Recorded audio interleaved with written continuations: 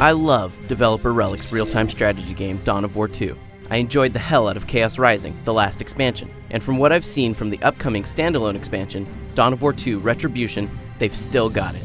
Retribution is gorgeous, features a campaign you can play with 6 playable races, and brings war to your computer screen in ways that few RTS games can. This expansion, like the rest of Dawn of War 2, doesn't bother making you build a base and harvest resources like other strategy games. Instead, you simply pick your squad or heroes, start a mission, and use what you have to get the job done.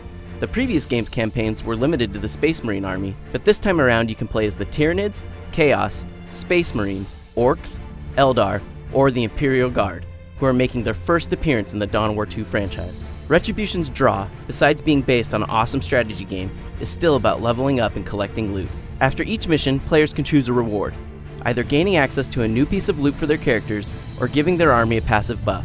Additionally, players level up their hero units, giving them special abilities and filling up their equipment slots so they can customize them to their playstyle. It's light on the RPG elements, but it's enough that loot hounds can easily get addicted to it for something beyond the bloody action.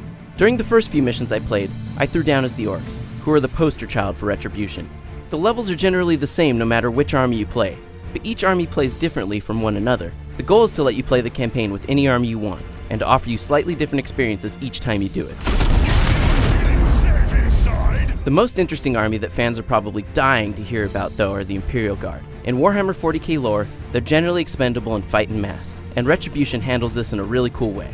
Build a base infantry unit, and it starts out medium-sized, but each leader you add to the unit gives you additional squad members, eventually giving you a sizable fighting force.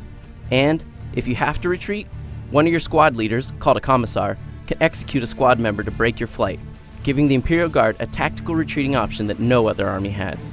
Of course, there are also new units in the expansion, and multiplayer players will be happy to know that there are new maps for both competitive multiplayer and Dawn of War 2 survival mode, Last Stand.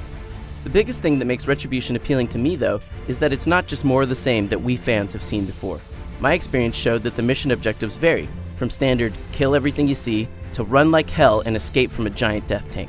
If you haven't played Dawn of War 2 before, Retribution is looking like a great way to jump into one of the most violent and entertaining RTS games of the last decade, especially since it's shipping for $30.